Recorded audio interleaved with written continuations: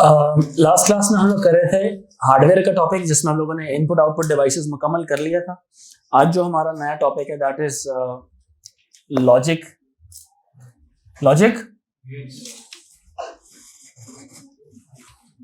Gets and circuits. Logic gates and circuits, ठीक है। Logic gates, these are the electronic components that are made up of semiconductors that has certain inputs and certain output. These are the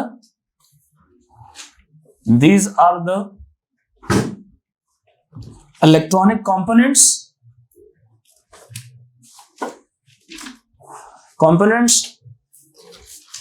made from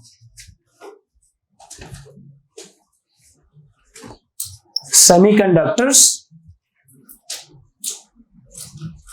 having input, या input के साथ मैंने bracket में ST इसलिए लगाया because there are certain gates that can be of one input या that may have two inputs and an output. These are the electronic components made from semiconductors having inputs and outputs which have inputs and outputs. अब the inputs या outputs they can either be 1 or 0. या ये ones हो सकते हैं या ये zeros हो सकते हैं, या ये ones हो सकते हैं या ये zeros हो सकते हैं. अब ones का मतलब कंप्यूटर में on और zero का मतलब क्या होता है ऑफ. लॉजिक की दुनिया के अंदर इसका मतलब क्या होता है ट्रू, और इसका मतलब क्या होता है फॉल्स. बुलियन एक साइंसदान का नाम था जिसने इसकी एक मैथमेटिक्स इन्वेंट की थी कि लॉजिकल मैथमेटिक्स क्या होती है. एक साइंसदान का नाम था जिसने इसकी मैथमेटिक्स इन्वेंट की थी. जिस तरह algebra, it was in fact invented या डिस्कवर्ड या initially researched by an Arabic mathematician. I don't know his name क्या था बट ख्वारिज़मी, यस याद आ गया. उसने अलजेब्रा की बुनियाद रखी थी, ठीक है. इसी तरह से जो लॉजिकल अलजेब्रा है वो बुलियन ने उसकी बुनियाद रखी थी, जिसकी वजह से उसको बुलियन अलजेब्रा भी कहा जाता है. A2 में हम लोग इस बात को बहुत डिटेल से बुलियन अलजेब्रा को पढ़ रहे होते हैं, बाकायदे उसके रूल्स. जैसे आपके मैथ्स में रूल्स होते हैं ना, अलजेब्रा के ब्रैकेट आ गई, ओपन करेंगे क्लोज करेंगे, इसके बाकायदा असूल हैं. और वो असूल बहुत ही कह लें कि 100% ठीक तरह से लॉजिक गेट्स है वो मैथमेटिक्स, लेकिन लॉजिक गेट्स सर्किट की दुनिया में भी उसको फॉलो कर रहे होते हैं, जस्टिफाई कर रहे होते हैं, यानी कि प्रैक्टिकली वो चीज जस्टिफाइबल है. ये लॉजिक गेट्स पहले पेपर में, ठीक है. ओ लेवल्स के अंदर ये पेपर 2 का हिस्सा था, लेकिन इधर अभी पेपर 1 का हिस्सा है. अभी जैसे आप A2 में जाएंगे तो पेपर 3 में फिर से आएगा ये. लेकिन ये जो पढ़ चुके होंगे, जहां पे इसकी कहानी AS की खत्म होगी, A2 वहां से शुरू होगी. समझ रहे हैं कि नहीं. अभी A2 में हमने पढ़ना है. अगला टॉपिक जो सा है ना, प्रोसेसर्स के बाद वाला, वो लॉजिक गेट्स है. तो अच्छी बात है कि पहले आप ये तब तक मुकम्मल हो जाएगा और फिर अगली कहानी वहां से शुरू हो जाएगी. ठीक है बात की नहीं. अच्छा, तो मैं जब सेमीकंडक्टर्स की बात करता हूं, सेमीकंडक्टर्स का आप लोगों को पता है कि ये वो मटेरियल्स हैं. ये क्या है? ये वो मटेरियल्स हैं जिस तरह से एक होता है ना इंसुलेटर्स, एक होता है कंडक्टर्स. इन दोनों के दरमियान में एक चीज पाई जाती है जिसको कहा जाता है सेमी, जिसके अंदर प्रॉपर्टीज डिफरेंट होती हैं, जो एक सेट कंडीशन की बेस के ऊपर कंडक्ट कर रहे होते हैं. तो मुख्तलिफ एलिमेंट्स को मिक्स करके कंपाउंड जब बनाए जाते हैं तो उन कंपाउंड्स की प्रॉपर्टीज क्या होती हैं, कह लें कि जो सिंगल मॉलिक्यूलर सेमीकंडक्टर्स होते हैं उनसे डिफरेंट होती हैं. और उन सेमीकंडक्टर्स से मिलकर जो उनसे हम लॉजिक गेट्स बनाते हैं, जिनको सर्टेन इनपुट्स एंड आउटपुट्स दिया जाता है. बहुत ही deep down the atomic level तक अगर मैं चला जाऊं, तो आज भी मैं A2 की क्लास में डिस्कस कर रहा था कि जनाब क्या होता है कि सेमीकंडक्टर का ना एक आउटर मोस्ट शेल होता है जिसके इलेक्ट्रॉन्स के सर्टेन लेवल्स होते हैं.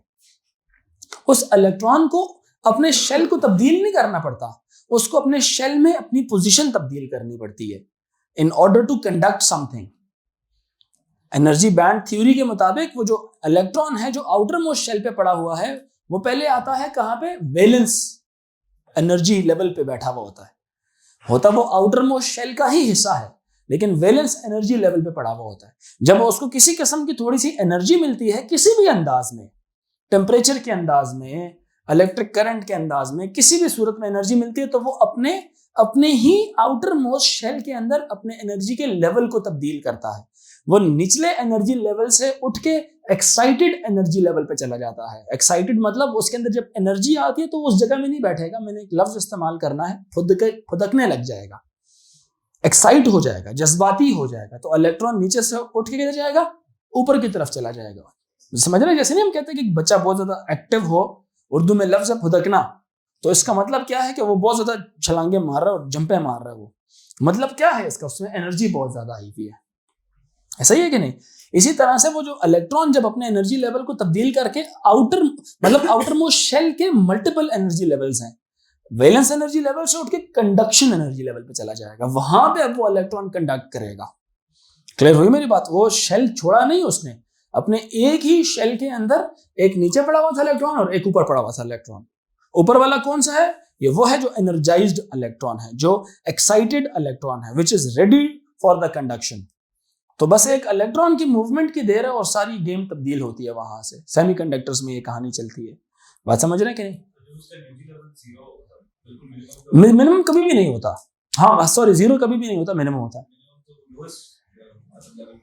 वो अपने, हाँ वो ये कह लें कि है अभी भी वो वैलेंस ही, लेकिन उसको कंडक्ट करवाने के लिए प्रॉपर्टीज तब्दील करनी पड़ेंगी, इलेक्ट्रॉन को एक्साइट करना पड़ेगा। अब इलेक्ट्रॉन की एक्साइटमेंट टेम्परेचर भी हो सकती है, एनर्जी है ना, हीट भी हो सकती है, लाइट भी हो सकती है, प्रेशर भी हो सकती है, ह्यूमिडिटी भी हो सकती है, कुछ भी हो सकती है। क्लियर हो रही है मेरी बात के नहीं?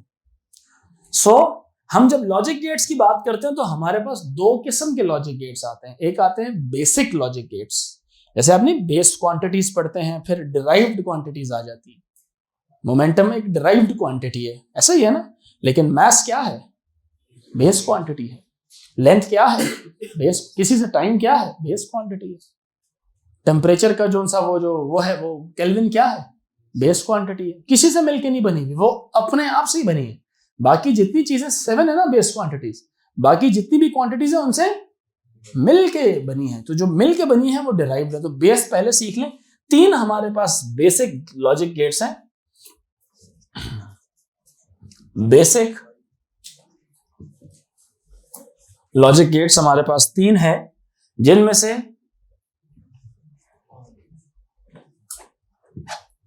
एंड गेट, जिनमें से एंड गेट, और गेट और नॉट गेट है।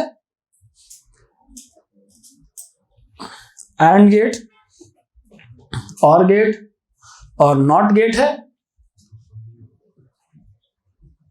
एंड और नॉट गेट।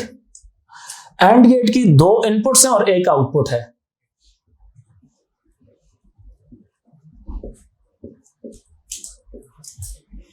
और गेट की भी 2 इनपुट्स हैं और 1 आउटपुट है। नॉट गेट का 1 इनपुट एंड 1 आउटपुट है। अब जो कुछ भी मैं व्हाइट बोर्ड पे लिखूंगा वो सब कुछ आपको याद करना है at the end of the lecture. ये पता होना चाहिए। बहुत सौ को पता है पहले से, कुछ नहीं भी सीखना है। इसका जो सिंबल होता है बनाया किस तरह से जाता है, इसको एक डी, ये जो साइड है ये इनपुट की साइड है ए और बी वाली, दरम्यान से निकालते हैं, ये साइड है आपके आउटपुट की। तो ये आपके आ जाते हैं इनपुट्स और ये आपका आता है आउटपुट। ये आपका आता है आउटपुट, ये उसका सिंबल है। आउटपुट को लॉजिक दुनिया के अंदर ए एंड बी ऐसे भी लिखा जा सकता है एज अ लॉजिक नोटेशन। ठीक है, एज अ लॉजिक नोटेशन इसको बोलते हैं, दिस इज लॉजिक नोटेशन या लॉजिक एक्सप्रेशन। और इसको यूं भी लिखा जा सकता है x is equals to a dot b। इसको कहा जाता है बुलियन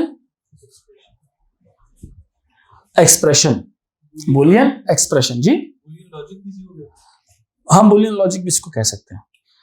इनफैक्ट ये कौन सी लॉजिक फॉलो करता है, a डॉट b वाला, ये मल्टीप्लिकेशन की लॉजिक फॉलो करता है। Output will be 1 when both the inputs will be 1। समझ रहे हो मेरी बात के नहीं? दोनों 1 होंगे सिर्फ तब ही ये 1 होगा। If any one of the input is 0, output will be 0। दोनों का ट्रू होना मस्ट है in order to give a true output. कोई एक भी फॉल्स हुआ तो आउटपुट क्या आएगा, फॉल्स आएगा। ठीक है, सो आप यहां पे लिख सकते हैं, लिख लें अपने पास, output will be 1 if all the inputs will be 1। Output will be 1 if all the inputs will be 1। या इसी को दूसरे अंदाज में भी हम एक्सप्लेन कर सकते हैं, output will be 0 if any one of the input is 0। क्या ख्याल है? अगर कोई एक इनपुट भी 0 हो गया तो आउटपुट क्या होगा, 0 होगा। Output will be 0 if any one of the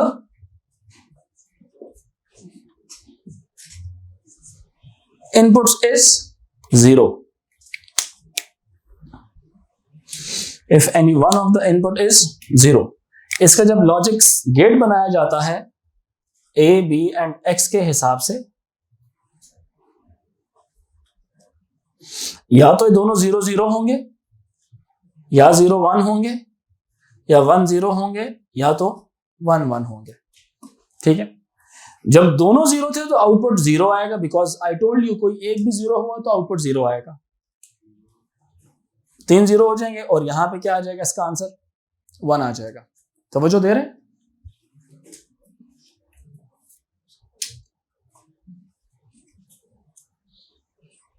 जी, समझ आई सारों को? यहां तो कोई सवाल है तो पूछे, अगले गेट की तरफ फिर मैं आता हूं।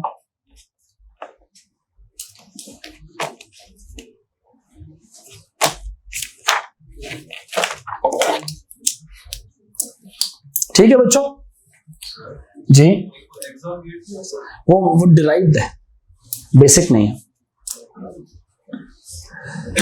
ठीक है जी, तो ये सिंबल पर्टिकुलरली किसके लिए इस्तेमाल होता है, it is used for and.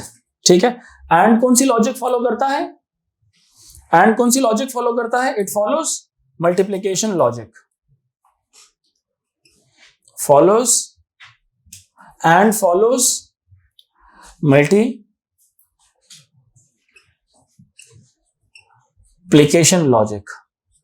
जी बेटा, टेबल कहते हैं, ट्रूथ टेबल बोलते हैं इस टेबल को, जिसमें आप true values of A and B and against them true output against those values of inputs लिखी जाती है। इसको क्या कहा जाता है, ट्रूथ टेबल कहा जाता है। क्या कहा जाता है इस टेबल को, truth table, in which you write all inputs and then their respective outputs.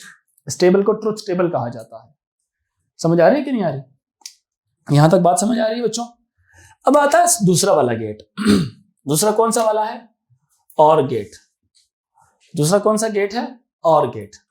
और गेट का सिंबल किस तरह का है, उसी तरह का है, but it slightly boat type का इसका स्ट्रक्चर है।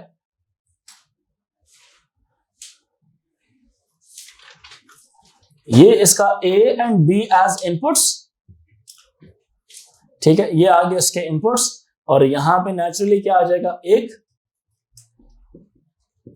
आउटपुट आ जाएगा। x is equal to A और B, ये आ गई उसकी लॉजिक नोटेशन, लॉजिक एक्सप्रेशन आ गई। और इसी तरह से बूलियन की दुनिया में लिखेंगे x is equal to A plus B। This is not literal addition, it is logical addition. ठीक है, ये लिटरल नहीं 1 + 1 2 नहीं लिखेंगे, 1 + 1 को 1 लिखेंगे, समझ आ रही है, 1 + 1 को 1 लिखेंगे। तो यहां पे जो ये और लिखा हुआ है, इनफैक्ट ये प्लस जो सा है ये और की जगह है, तो यहां पे हम लिख सकते हैं और follows addition logic। तो मतलब क्या होगा, output will be 1 if any one of the input is 1, है ना। हम यहां पे लिख सकते हैं output will be 1 if any one of the input is 1, या हम ये भी लिख सकते हैं output will be 0 if all inputs are 0, क्योंकि कोई एक भी 1 हो गया तो आउटपुट क्या आएगा 1, यानी कि अगर 50 इनपुट्स हैं 49 0 है और एक 1 हो गया तो आंसर फिर भी क्या आएगा 1 आएगा। 50 इनपुट्स हैं, 50 की 50 1s है, आंसर फिर भी 1 ही आएगा, ठीक है। एंड में क्या है, 1 लाने के लिए सबका 1 होना बड़ा जरूरी है। 50 इनपुट्स है, output will be 1 if all, सारे क्या हो 1 हो, तो आउटपुट 1 लाने के लिए 50 की 50 इनपुट्स का 1 होना जरूरी है, उनका ट्रू होना जरूरी है। 1 का मतलब समझते हैं ना, ट्रू एंड फॉल्स, सही है, ये समझ आ रही है Sameer. Output will be true if any one of the input is true, not necessarily 1 but 1 is analogy of true, ठीक है। या दूसरे अंदाज में output will be 0 if all inputs are 0, output will be 0 if all inputs are 0। इसका जब truth table बनाएंगे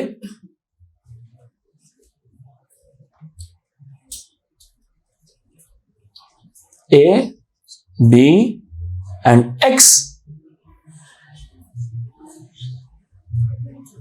0 0 0 1 1 0 1 1, पहला आएगा 0, दूसरा आएगा 1 1 एंड 1, ठीक है, क्योंकि कोई एक भी 1 आ गया तो आउटपुट क्या आएगा 1। ये क्या है, इसका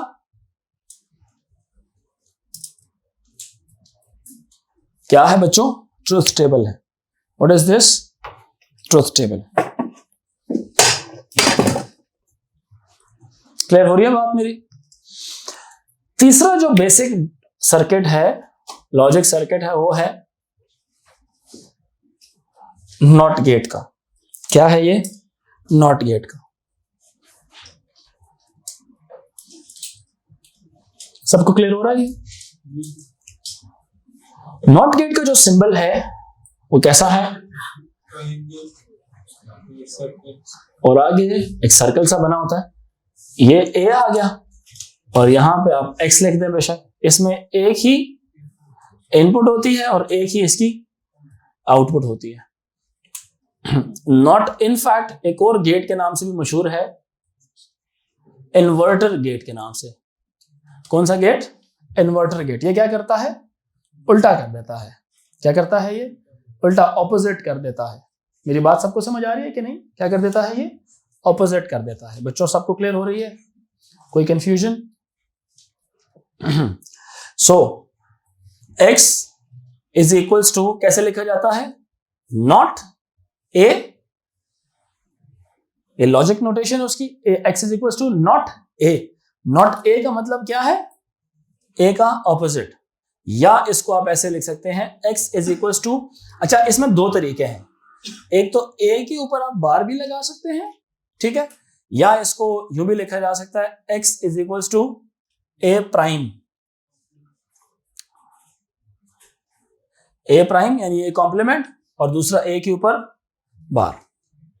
ये दोनों बूलियन है।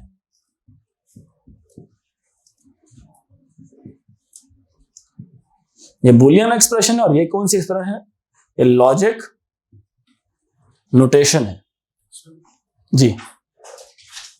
इसमें भी लॉजिक, हाँ, वो तो जिसमें नाम आ जाए ना, जिसमें गेट का नाम आ जाए वो लॉजिक है। ये लॉजिक नोटेशन, और जिसमें प्लस डॉट कॉम्प्लीमेंट छोटे वेरिएबल आ जाए, वो बेसिकली क्या है, वो बुलियन एक्सप्रेशन है। ठीक है ये बात। जो इसका लॉजिक सर्किट होता, मतलब नोट इसमें ये लिख सकते हैं, output will B opposite of input. इसमें दो इनपुट्स नहीं होती, सिंगल इनपुट होती है। तो आप क्या लिखेंगे, output will B opposite of input. Output क्या होगा, ऑपोजिट ऑफ इनपुट होगा। क्लियर हो रही है मेरी बात। तो जब इसका लॉजिक सर्किट बनाएंगे, सिर्फ ए आएगा और एक्स आएगा, इसका लॉजिक सर्किट आसान सा बनेगा, और सॉरी ट्रुथ टेबल आसान सा होगा। अगर अब ए ही है, या तो ए 0 हो सकता है या तो ए 1 हो सकता है। तो जब ए 0 होगा आउटपुट क्या आ जाएगा, 1, और जब ए 1 होगा आउटपुट क्या आ जाएगा, 0। क्लियर हुई मेरी बात कि नहीं। तो ये इसका, ये बेसिक 3 गेट्स हैं। इसके अलावा तो बेशुमार गेट्स हैं, और सारे के सारे अब्दुल्ला वसीम उन्हीं से बनते। क्या कर रहे हैं आप, तो वो जो इधर रहे जी, बाकी उसके अलावा भी 3 गेट्स हैं। वही बोल रहा हूं, उसके अलावा बहुत सारे मजीद गेट्स हैं, लेकिन बेसिक 3 ही है, बाकी डिराइव्ड है सारे। जैसे मिसाल के तौर पे हम बात करते हैं डिराइव्ड गेट्स की।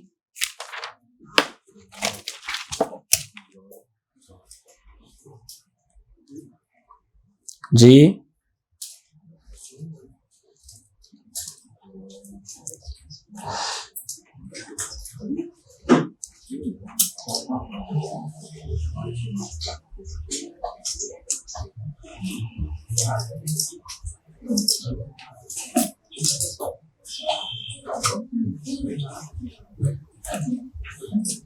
अच्छा जी, अब आते हैं डिराइव्ड गेट्स।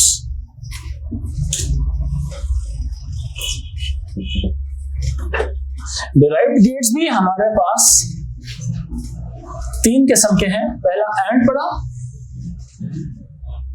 तो यहां पे आएगा नैंड गेट, फिर आएगा नॉर गेट, फिर आएगा एक्सक्लूसिव और गेट। इसमें भी क्या होता है, 2 inputs and 1 output, 2 inputs 1 output, 2 inputs and 1 output. तीनों में एक ही काम होता है। अब जो चौथा गेट हम जिसको पढ़ रहे हैं, दैट इज नैंड गेट।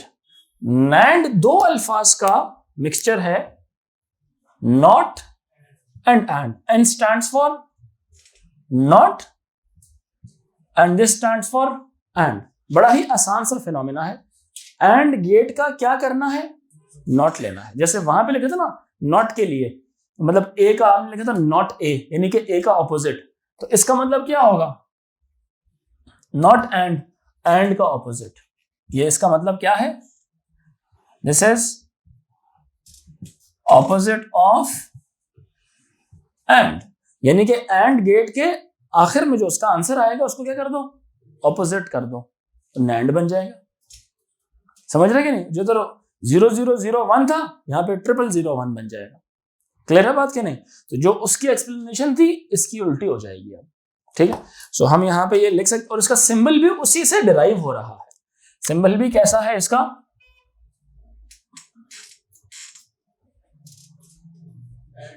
ये ए और ये बी, और आगे क्या आ जाएगी, एक नॉच आ जाएगी। क्या आ जाएगी, नॉच।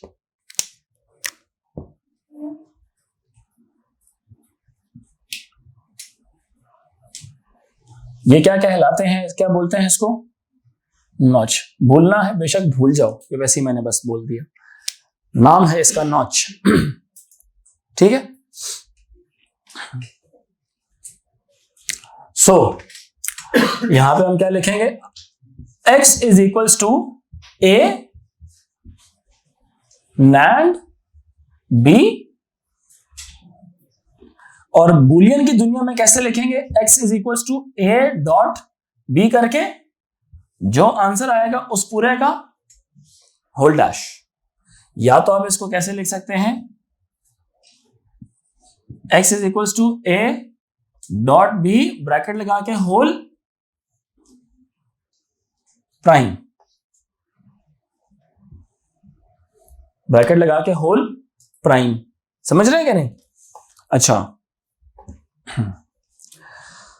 मतलब पहले से सबसे पहले a डॉट b होगा, जो आंसर आएगा उसका ऑपोजिट कर लेंगे। ट्रुथ टेबल इसमें a b एंड x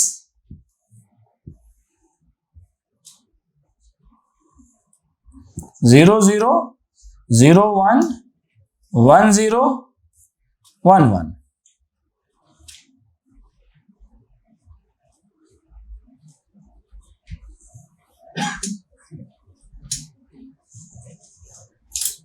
समझ आ रही है बच्चों?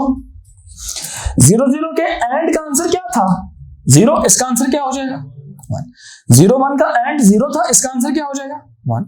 1 0 का एंड क्या था? 0, इसका क्या हो जाएगा? 1। 1 1 का एंड 1 था, इसका क्या हो जाएगा?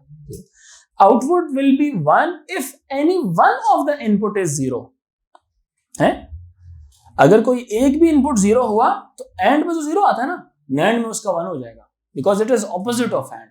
सो हम यहां पे इसका कमेंट लिख सकते हैं, आउटपुट विल बी, एक नोट लिख सकते हैं, output will be 1 if any one of the input is 1, input is 0, output will be 1 if any one of the input is 0। कोई एक भी फॉल्स हुआ, एंड में फॉल्स आता है, नैंड में उसका ट्रू हो जाएगा वो। क्लियर हुई मेरी बात? पांचवा गेट है हमारे पास, कौन से वाला? NOR gate. कौन सा गेट है? NOR gate. The fifth gate is NOR gate.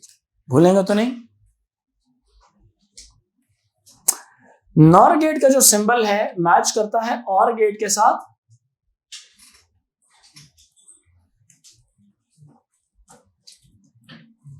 और यहां पे क्या आ जाएगी? एक अदद नॉच आ जाएगी।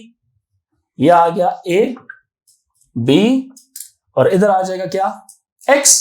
मैं फिर यही बात बोलूंगा बच्चों, ये कहां से डिराइव हो रही है? दो अल्फाज से।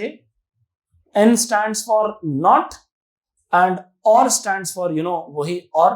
तो ये और का नॉट है, और का जो आंसर आएगा उसका क्या? ऑपोजिट। तो आप ये कह सकते हैं दिस इज ऑपोजिट ऑफ और logic. It is opposite of और लॉजिक। ये क्या है? ऑपोजिट ऑफ और लॉजिक। यहां तक सबको मेरी बात समझ आ रही है कि नहीं? सब बताएं। अच्छा, होगा क्या अब बुलियन के अंदाज में? इसको कहा जाए बुलियन नहीं, लॉजिक की दुनिया में x is equal to a NOR b या x is equal to a plus b, सुनना जरा, का whole complement. a plus b का होल कॉम्प्लीमेंट। या तो आप इसमें ये लिख सकते हैं x is equal to a plus b का होल प्राइम। ये भी दुरुस्त बात है, ये भी दुरुस्त बात है। यहां तक सबको समझ आ रहा है?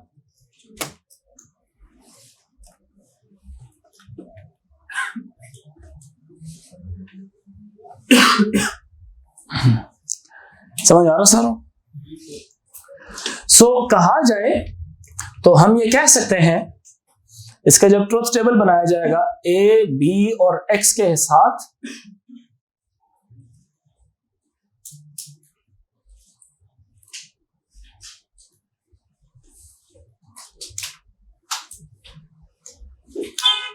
Zero zero 0 1 1 0 1 1। जी बच्चों, और में क्या होता था, 0 0 का आउटपुट क्या था 0, इसका क्या हो जाएगा 0 1 का आउटपुट क्या था 1, इसका क्या हो जाएगा 1 0 का आउटपुट क्या था 1, इसका क्या हो जाएगा 0, 1 1 का आउटपुट 1 था, इसका क्या हो जाएगा 0 हो जाएगा। सबको समझ आ रही है मेरी बात के नहीं, क्लियर हो रहा है ये? अच्छा, any confusion?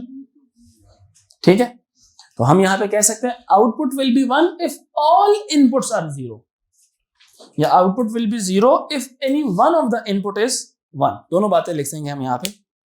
Output will B, nor की बात लिखें, output will be 1 if all inputs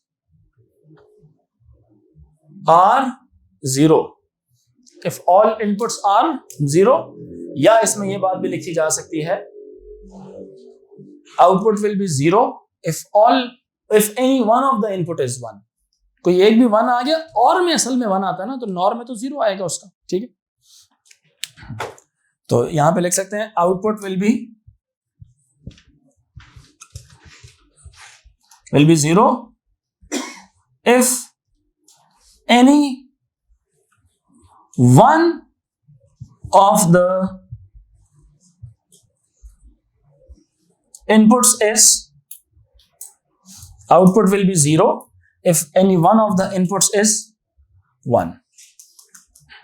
basically output 1 के हिसाब से कहा जाता है, तो 0 तो मैं वैसे ही आउटपुट 1 के हिसाब से दिखाया जाता है, मैंने 1 के 0 के हिसाब से भी आपको बता दिया बाय द वे। यहां तक बात समझ आ रही है? अच्छा,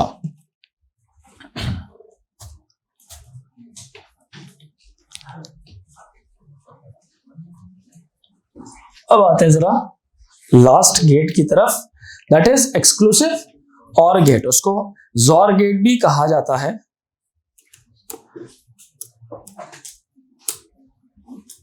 एक्सक्लूसिव और गेट को जोर गेट भी कहा जाता है। 5 हो गए, छठा गेट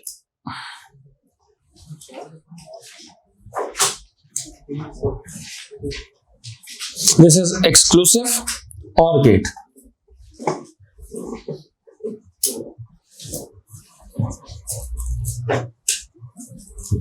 एक्सक्लूसिव और सिर्फ इसलिए क्योंकि इसको ऐड किया जाता है आखिर में, इसलिए इसको और गेट के साथ एसोसिएट किया गया। इट्स नॉट नेसेसरी कि कोई और इसकी कोई वजह हो, कोई इसकी खास वजह नहीं, ऐड होते हैं इसलिए बस।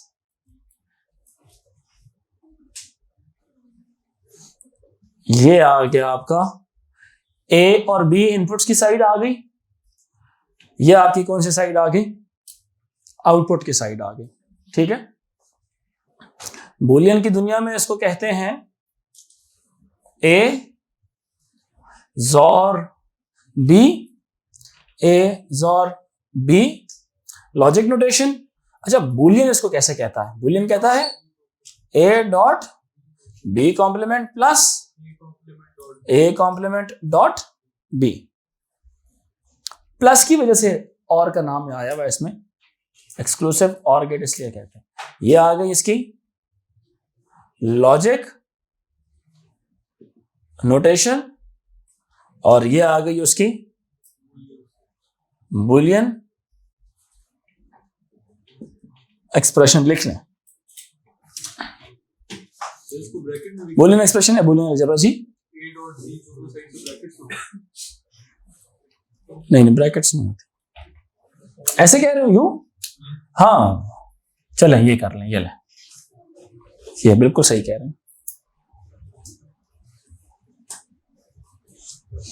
इसका क्या लॉजिक होती है? इसमें आउटपुट 1 सिर्फ तब आता है जब दोनों इनपुट्स डिफरेंट हों, ये याद रखिएगा। ठीक है, ए बी एंड एक्स, इसको प्रूव भी कर देंगे अभी हम। 0 0 0 1 1 0 एंड 1 1। ठीक है, आउटपुट एक का 0 1 1 एंड 0।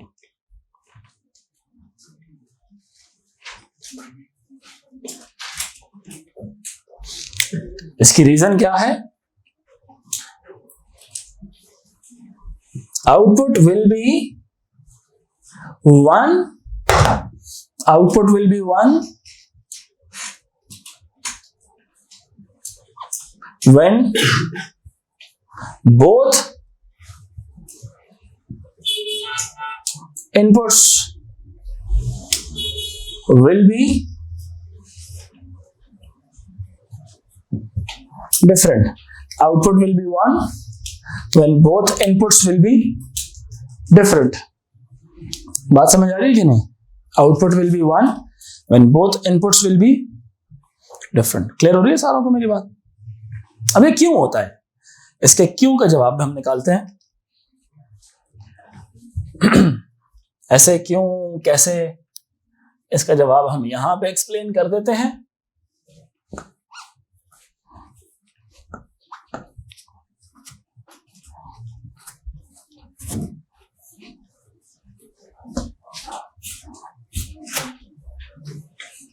अच्छा, एक आ गया ए, एक आ गया बी। जरा हम तोड़ तोड़ के सॉल्व करते हैं, क्या ख्याल है? इस एक्सप्रेशन को याद कर लें, this is A dot B का कॉम्प्लीमेंट, प्लस करेंगे इसके आंसर को ए कॉम्प्लीमेंट डॉट बी के आंसर के साथ। ठीक है, जरा तोड़ तोड़ के करते हैं ना अभी हम।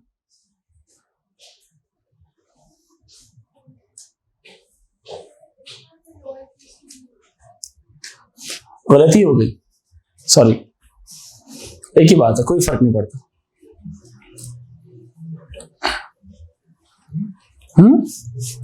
खैर कोई बात से फर्क नहीं पड़ता। अच्छा, अब हम ना थोड़ा ब्रेक डाउन करके आंसर निकालते हैं, जो हम ये बात, क्योंकि बड़ी इंपॉर्टेंट बातें हैं कि सेम इनपुट्स के लिए 0 0 के लिए आउटपुट 0, 1 1 के लिए भी आउटपुट 0, सिर्फ डिफरेंट इनपुट्स के लिए आउटपुट 1 आता होता है। तो हम जरा यहां पे पहले निकालते हैं क्या चीज भला, ए के साथ डॉट कराते हैं। चलें पहले बी कॉम्प्लीमेंट निकाल लो आप लोग। ए कॉम्प्लीमेंट यहां पे निकालते हैं और बी कॉम्प्लीमेंट भी लिख लेते हैं। ए कॉम्प्लीमेंट क्या होगा? ए का ऑपोजिट। ए कॉम्प्लीमेंट क्या होगा? ए का ऑपोजिट 1 1 0 0। बी कॉम्प्लीमेंट क्या होगा? 1 0 1 0। ऐसा ही है कि नहीं? क्या होगा? 1 0 1 0। अब यहां पे क्या होगा? ए डॉट बी कॉम्प्लीमेंट का आंसर निकालो जरा, यानी कि ए के साथ एंड कराओ किसको? बी के कॉम्प्लीमेंट को। यानी कि इधर देखो जरा, ए के साथ बी का कॉम्प्लीमेंट, नजर आ रहा है कि नहीं? आंसर क्या आ जाएगा? 0। हाँ या ना? आंसर क्या आ जाएगा? 0 0 0 के साथ एंड कराओ ना जरा, बी कॉम्प्लीमेंट और ए का क्या आ गया? 0। 1 1 का क्या आया? 1 आया। 1 0 का क्या आया? समझ आई मेरी बात कि नहीं? आगे अब अगला कौन से वाला है? A complement dot B. अब ए कॉम्प्लीमेंट डॉट बी को लाओ जरा। अब ए कॉम्प्लीमेंट डॉट बी कौन से वाला है? ए कॉम्प्लीमेंट और बी ये दोनों है। 0 1 का एंड क्या होगा? 0। 1 1 का एंड क्या होगा? 1। 0 0 का एंड क्या होगा? 0। 1 0 का एंड क्या होगा? 0। मेरी बात समझ आ रही है? क्लियर हुई? अब x क्या था बेसिकली? What was x? a dot B complement का जो आंसर है ये समीर, ये ऐड होना चाहिए इसके अंदर। क्या चीज बोला? a कॉम्प्लीमेंट डॉट b क्या होना चाहिए? एंड होना चाहिए। समझ लो ना मेरी बात? बच्चों बताओ क्या होना चाहिए? इन दोनों आंसर्स को क्या कर लो? इसको और इनको क्या कर लो? प्लस कर लो। लॉजिकल प्लस मतलब इस पूरी चीज को और इनके आंसर्स को, यानी 0 0 को प्लस करोगे आंसर क्या आएगा? हाँ 0। 0 1 को प्लस करोगे आंसर क्या आएगा? 1। 1 0 को प्लस करोगे आंसर क्या आएगा? 1। 0 0 को प्लस करोगे आंसर क्या आएगा? 0। समझ आ रही है कि नहीं? तो आप जरा इसकी तरफ नोट करो, इन दोनों की तरफ। Output is 0 when both the inputs are same. Output is 1 when inputs are different. See, A0 था, B1 था, A1 है और B0 है. दो डिफरेंट इनपुट्स के लिए आउटपुट क्या आएगा? 1 1. यहां तक मेरी बात समझ आ रही है? सबको समझ आ रही है कि नहीं आ रही? सब बच्चे बताइए, क्लियर हो रहा? एवरीवन? कोई कंफ्यूजन है? अच्छा, ये थे बेसिक्स ऑफ लॉजिक गेट्स. ठीक है, ये थी बेसिक्स ऑफ लॉजिक गेट्स. ये ओ लेवल्स में भी सेम है और एएस में भी ये सेम है. ठीक है, अगली कहानी कल इंशाल्लाह डिस्कस करेंगे.